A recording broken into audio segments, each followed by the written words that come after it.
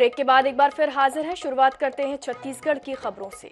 मुख्यमंत्री भूपेश बघेल ने बुधवार को बेरोजगारी भत्ता योजना की राशि का अंतरण किया। इस कार्यक्रम में प्रदेश भर के युवा मुख्यमंत्री निवास में मौजूद रहे। प्रदेश के 1,05,395 हितग्राहियों को ऑनलाइन राशि भेजी गई और इस तरह कुल 32 करोड़ 38 लाख की राशि अंतरित की गई। मुख्यमंत्री भूपेश बघेल ने युवाओं से चर्चा भी की। उन्होंने अपने संबोधन में कहा कि पिछले कार्यक्रम में मैंने कहा था, रोक हटते ही अखबार नौकरियों के विज्ञापन से भरे होंगे। आज हमने अपना वादा निभाया है। विभिन्न विभागों में लगातार वैकेंसी आ रही है। मुझे आपको भत्ता देने से ज्यादा खुशी रोजगार के अवसर देने में होगी।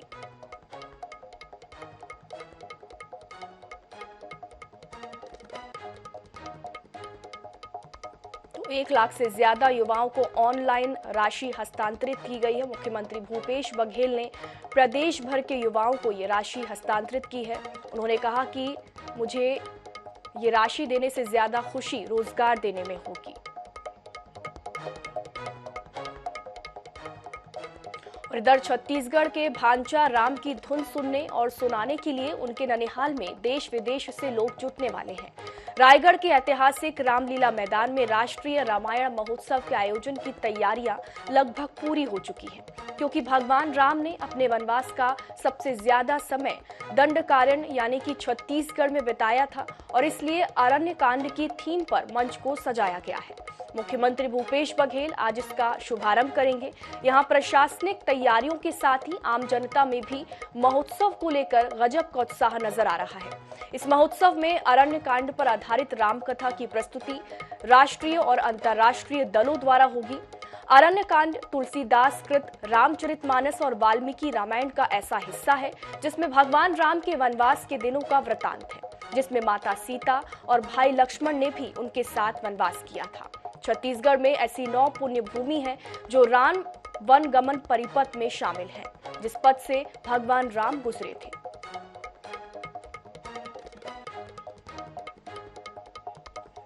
ज्यादा जानकारी के साथ हमारे सहयोगी स्वप्निल हमारे साथ जुड़ गए। जी स्वप्निल, आज राष्ट्रीय रामायण महोत्सव का आगाज होने जा रहा है। किस तरीके की तैयारियां रायगढ़ में की गई हैं?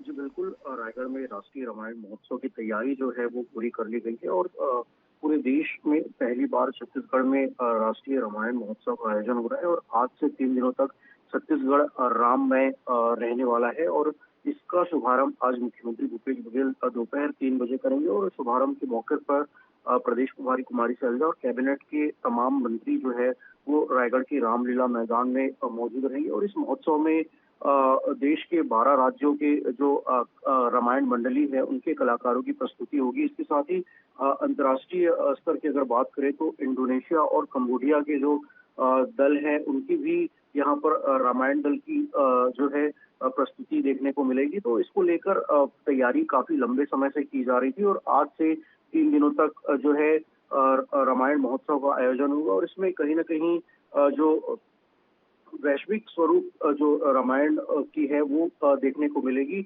और इसमें जो है सांस्कृतिक जो है 3 दिनों तक अलग अलग कार्यक्रम भी इसमें होंगे। तो कहीं ना कहीं छत्तीसगढ़ में जो यहाँ पर राम का ननिहाल कहा जाता है तो उसकी एक स्वरूप की झलक जो है वो छत्तीसगढ़ में आज से दिखाई देगी। जी बहुत बहुत शुक्रिया स्वप्निल तमाम जानकारी के लिए। इस बीच रायपुर से बड़ी खबर आ रही है। परलकोट जलाशय से पानी बहाने का मामला सामने आया है।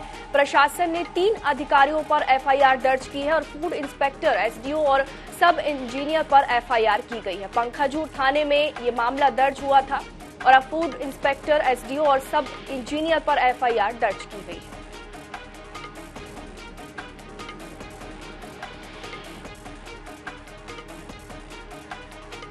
पखांजूर थाने में मामला दर्ज हुआ था। फूड इंस्पेक्टर, एसडीओ और अब सब इंजीनियर पर एफआईआर दर्ज की गई है। तो बड़ी खबर आपको बता रहे हैं, परलकोट जलाशय से पानी बहाने का ये पूरा मामला है। प्रशासन ने 3 अधिकारियों पर इस मामले में एफआईआर दर्ज की है। फूड इंस्पेक्टर, एसडीओ और सब इंजीनियर पर एफआईआर दर्ज की गई है। पखांजूर थाने में मामला दर्ज हुआ था।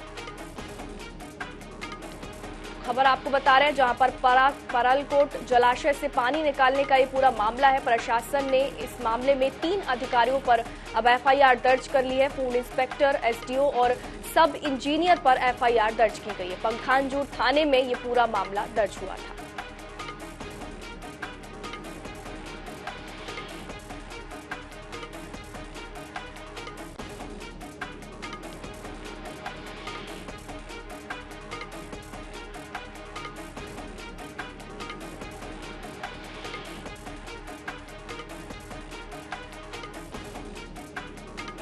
ज्यादा जानकारी के लिए हमारे साथ हमारे सहयोगी राजेश हल्दर जुड़ गए। जी राजेश, इस मामले में अब एफआईआर दर्ज की गई है 3 लोगों पर, फूड इंस्पेक्टर, एसडीओ और सब इंजीनियर पर। क्या कुछ और अपडेट है इस मामले में? जी मैं आपको बता दूं कि एक महज मोबाइल फोन के लिए फूड इंस्पेक्टर द्वारा लगभग 40 लाख लीटर पानी को बर्बाद कर दिया गया, जिसके बाद ये खबर जो है पूरी सुर्खियों में रही और उसके बाद लगातार इस पर कार्रवाई होती रही। कलेक्टर कांकेर जिला कलेक्टर द्वारा पहले फूड इंस्पेक्टर को सस्पेंड कर दिया गया, उसके बाद जल संसाधन विभाग के एसडीओ को सस्पेंड कर दिया गया और इसी कार्रवाई में आगे चलकर पखांजूर के नायब तहसीलदार सुनील ध्रुव के शिकायत पर पखांजूर थाने में जो फूड इंस्पेक्टर राजेश विश्वास है और एसडीओ जल संसाधन विभाग के रामलाल ढिवर और सब इंजीनियर छोटेलाल ध्रुव पर जो है वो एफआईआर दर्ज किया गया है। इन पर धारा 430 और 34 के तहत जो है वो मामला दर्ज किया गया है और इन पर जल्द से जल्द पुलिस जो है वो कार्रवाई करने की बात कह रही है और जल्द से जल्द इनको गिरफ्तार कर जो है आगे न्यायालय में पेश करने की बात कर रही है। जी बहुत बहुत शुक्रिया राजेश तमाम जानकारी की। इस बीच भोपाल से बड़ी खबर, गौरव दिवस पर भव्य कार्यक्रम आज मोतीलाल नेहरू स्टेडियम में कार्यक्रम। महाकाल सन स्तुति, हंसी के फव्वारे, गौरव यात्रा पर होगा लेजर शो। मनोज मुंतशिर अपनी जुबानी में सुनाएंगे भोपाल की कहानी। श्रेया घोषाल नाइट के बाद होगी आकर्षक आतिशबाजी। सीएम शिवराज सिंह चौहान कार्यक्रम में शामिल होंगे। तो बड़ी खबर भोपाल से आपको बता रहे हैं, जहां पर कार्यक्रम में सीएम शिवराज सिंह चौहान शामिल होने वाले हैं। गौरव दिवस पर आज भव्य कार्यक्रम आयोजित किया जा रहा है। मोतीलाल नेहरू स्टेडियम में ये कार्यक्रम आयोजित किया जाएगा, जिसमें महाकाल संस्कृति और गौरव यात्रा पर लेजर शो होगा। मनोज मुंतशिर अपनी जुबानी में भोपाल की कहानी इस कार्यक्रम में सुनाएंगे और श्रेया घोषाल नाइट के बाद आकर्षक लेजर आतिशबाजी भी होगी। सीएम शिवराज सिंह चौहान इस कार्यक्रम में शामिल होंगे। ज्यादा जानकारी के लिए हमारे साथ हमारे विशेष संवाददाता जुड़ गए अनुराग मालवी। जी अनुराग, क्या तैयारियां हैं इस कार्यक्रम को लेकर? देखिए, बेहद महत्वपूर्ण कार्यक्रम है और हम देखें तो गौरव दिवस का आयोजन जो है वो 1 जून को भोपाल में किया जाता है, लेकिन इस बार से इस परंपरा को बेहद तरीके से किया जा रहा है। कई सारे बड़े आयोजन भोपाल में रखे गए हैं। सेलिब्रिटी सिंगर्स जो हैं वो आएंगे। श्रेया घोषाल आज जो है अपना परफॉर्मेंस देंगी। इसके अलावा कई स्टैंड अप कॉमेडियंस जो हैं देश के मशहूर, वो परफॉर्मेंस देंगे। लेजर शो रखा गया है जिसमें पूरे भोपाल का इतिहास बताया जाएगा। राजा भोज की जो है बारात निकाली गई है। साथ में अगर हम बात करें तो 5 दिन का एक बड़ा फूड फेस्टिवल आयोजित किया जा रहा है और वाटर एडवेंचर स्पोर्ट्स की भी जो है वो झलकियां और आयोजन यहाँ देखने को मिलेंगे। तमाम कार्यक्रमों में अगर बात करें, आज जो शुरुआत होगी कार्यक्रमों की, उसमें मुख्यमंत्री शिवराज सिंह चौहान मुख्य कार्यक्रम में शामिल होंगे, लेकिन हर कार्यक्रम में एक बड़ी हस्ती और एक बड़ा सेलिब्रिटी मौजूद रहेगा। जी बहुत बहुत शुक्रिया अनुराग तमाम जानकारी के लिए। तो गौरव दिवस पर भव्य कार्यक्रम भोपाल में आज आयोजित किया जाएगा, जिसकी तैयारियां जोर शोर से कर ली गई है।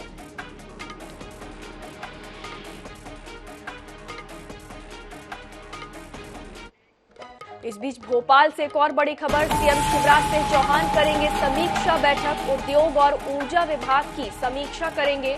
मंत्रालय में ये बैठक होगी। योजनाओं के क्रियान्वयन को लेकर भी इस बैठक में चर्चा होगी। भोपाल से इस वक्त की बड़ी खबर आपको बता रहे हैं, मंत्रालय में समीक्षा बैठक होगी। योजनाओं के क्रियान्वयन को लेकर इस बैठक में चर्चा की जाएगी और सीएम शिवराज सिंह चौहान समीक्षा बैठक करेंगे।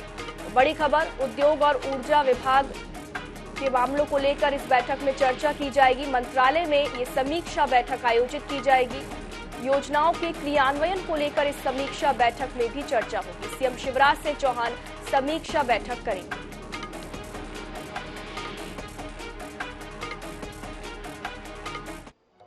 और इस बीच भोपाल से बड़ी खबर, INS 24/7 की खबर का असर हुआ है। निगम डीजल चोरी मामले में 2 ड्राइवर बर्खास्त कर दिए गए हैं। देर रात ड्राइवरों को निगम ने बर्खास्त किया है।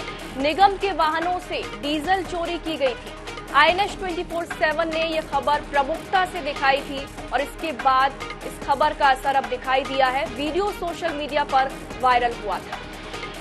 बड़ी खबर आपको बता रहा है, INS 24/7 की खबर का असर हुआ है। निगम के वाहन से डीजल चोरी किया गया था और 2 ड्राइवर अब इस मामले में बर्खास्त कर दिए गए हैं। निगम ने देर रात ड्राइवरों को निगम से बर्खास्त कर दिया है और INS 24/7 ने इस खबर को प्रमुखता से दिखाया था, जिसके बाद इस मामले में अब कार्रवाई की गई है। वीडियो भी सामने आया है, देख सकते हैं। सोशल मीडिया पर यह वीडियो जमकर वायरल हुआ था, जिसमें निगम के वाहन से डीजल चोरी की जा रही थी और अब इस मामले में 2 ड्राइवरों को बर्खास्त किया गया है। ज्यादा जानकारी के लिए हमारे साथ हमारे सहयोगी सनी मालवीय जुड़ गए। जी सनी, INS 24/7 की खबर का असर यहां पर दिखाई दिया है। 2 ड्राइवरों को बर्खास्त कर दिया गया है। जी, निश्चित तौर पे नगर निगम के डीजल चोरी मामले में दो ड्राइवर को बर्खास्त किया है। आपको बता दें कि नगर निगम के वाहनों से कर्मचारी डीजल चोरी कर रहे हैं और सोशल मीडिया पर इसके 2 वीडियो वायरल हो रहे हैं। इनमें उद्यान शाखा व झील प्रकोष्ठ की गाड़ियां डीजल निकालते दिखाया जा रहा है और वीडियो निगम प्रशासन तक पहुंच गया, जिसके बाद देर रात शाम दोनों ही बर्खास्त कर दिया है। दोनों ही ड्राइवर को, एक गाड़ी में ड्राइवर ब्रेन व दूसरी गाड़ी में ड्राइवर सलमान डीजल निकाल रहे हैं और गाड़ी टैंक से पाइप डालकर उसे ड्रम में डीजल लिया जा रहा है। दोनों ही दैनिक वेतन कर्मचारी हैं और बिल्कुल एक ने कार तक फाइनेंस करवा रखी है। इसके अलावा आपको बता दें कि इस खबर को INS 24/7 ने प्रमुखता से दिखाया था, जिसके बाद इस खबर पर असर हुआ है। दोनों ही ड्राइवर को निगम ने बर्खास्त कर दिया है। जी, बहुत बहुत शुक्रिया सनी तमाम जानकारी के लिए। तो देख सकते हैं INS 24/7 ने इस खबर को प्रमुखता से दिखाया था, जिसमें निगम की गाड़ी से 2 ड्राइवर डीजल चोरी करते हुए नजर आए थे। वीडियो भी सामने आया और इसके बाद इस मामले में कार्रवाई की गई है। निगम ने देर रात दोनों ड्राइवरों को बर्खास्त कर दिया है।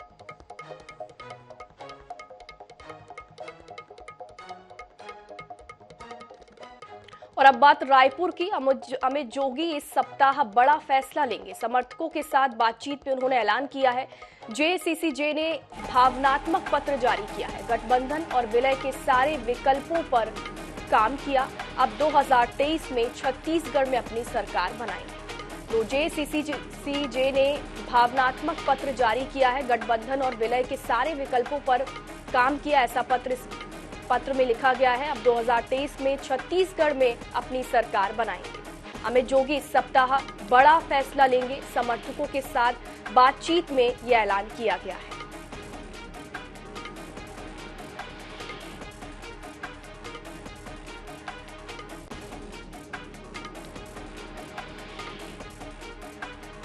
तो अमित जोगी ने इस सप्ताह बड़ा फैसला लेने वाले हैं और उन्होंने समर्थकों के साथ बातचीत में यह ऐलान किया है। अब 2023 में छत्तीसगढ़ में अपनी सरकार बनाएंगे। JCCJ ने भावनात्मक पत्र जारी किया है और गठबंधन और विलय के सारे विकल्पों पर काम किया, ऐसा पत्र में लिखा है। अब 2023 में छत्तीसगढ़ में अपनी सरकार बनाएंगे।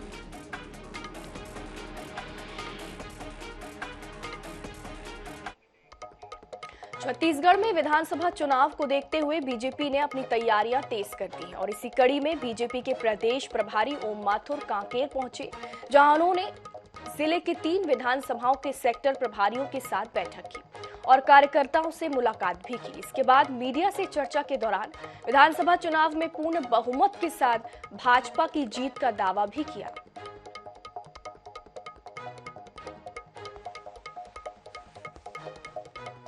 तीसरे चरण का दौरा है।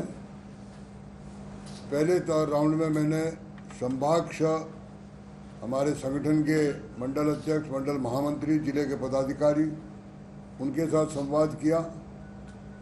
फिर सेकंड दौर में मैंने जिलों का प्रवास किया और जिलों के प्रवास के साथ साथ ही अब ये जो तीसरा मेरा चरण है, इसमें विधानसभा की कोर कमेटी और जिले की कोर कमेटी से बात करना सीधी।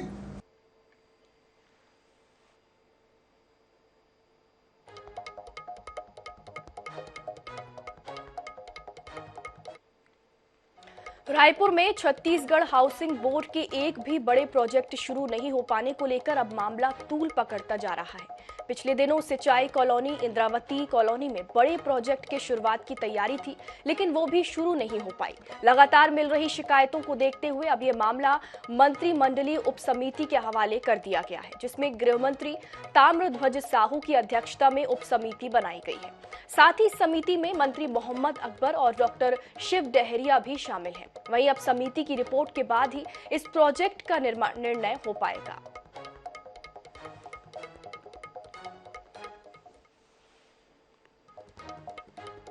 छत्तीसगढ़ हाउसिंग बोर्ड अब जो है गरीबों के लिए 40,000 से अधिक मकान बनाने जा रहा है। इसे लेकर प्रोजेक्ट तैयार हो चुका है। अभी हमारे साथ हाउसिंग बोर्ड के अध्यक्ष कुलदीप जुनेजा जी भी हैं। हम उनसे ही जानने की कोशिश करते हैं किस प्रकार का यह पूरा प्रोजेक्ट होगा, कहां बनेगा।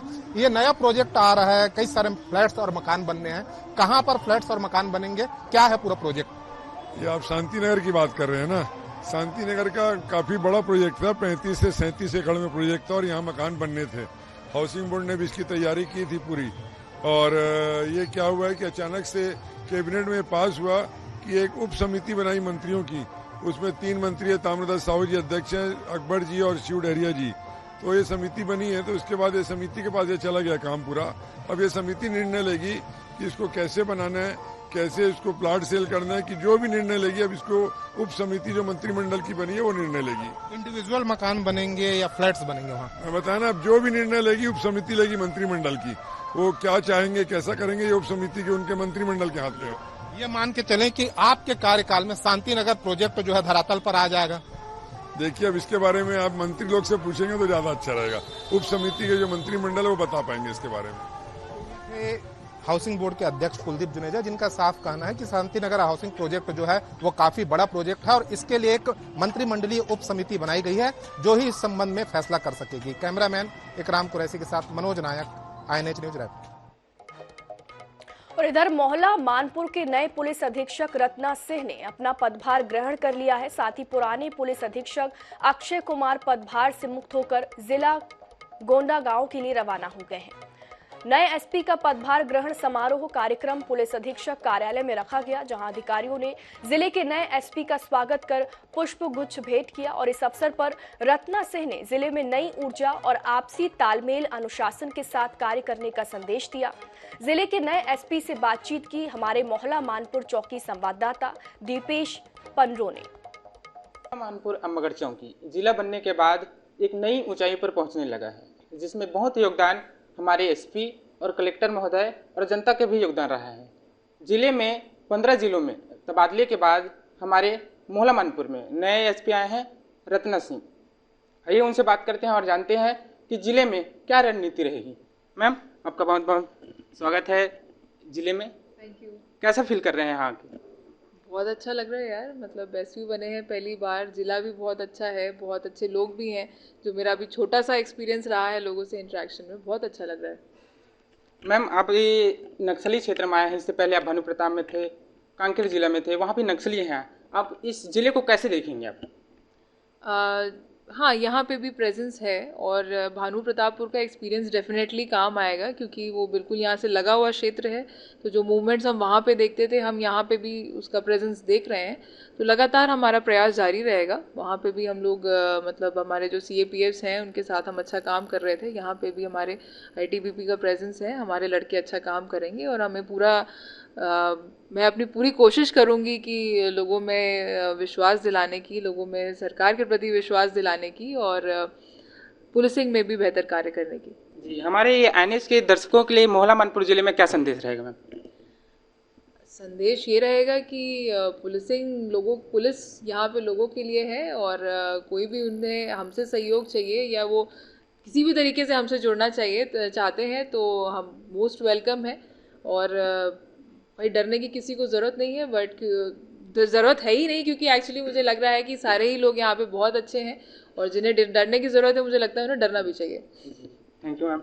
ये थे हमारे पुलिस अधीक्षक रत्ना सिंह, जिन्होंने जिले के बारे में बात की। सहयोगी अफ्ताब खान के साथ दीपेश पंद्रो, NS न्यूज मोहला।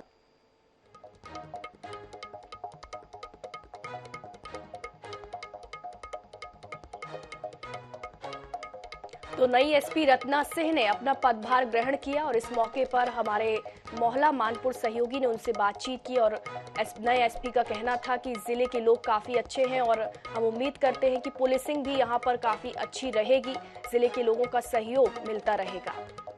साथ ही उन्होंने ये भी कहा कि जिन्हें डरने की जरूरत है उन्हें डरना भी चाहिए।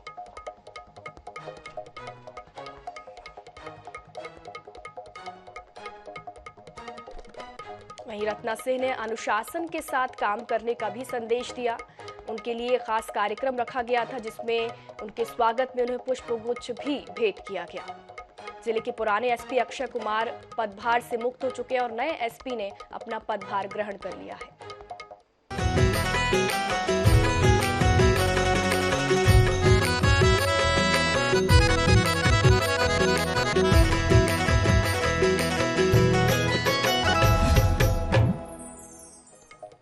और अब बात विकास के गढ़ की। छत्तीसगढ़ के बेटियों के जीवन को पहले से बेहतर और सुविधाजनक बनाने के लिए राज्य सरकार ने कई योजनाएं शुरू की हैं। उन्हीं में से एक है मुख्यमंत्री नोनी सशक्तिकरण सहायता योजना। इस योजना के तहत बेटियों को आत्मनिर्भर बनाने के उद्देश्य से उन्हें शिक्षा, रोजगार, स्वरोजगार और उनके विवाह तक के लिए आर्थिक सहायता प्रदान की जा रही है। देखिए इस रिपोर्ट में।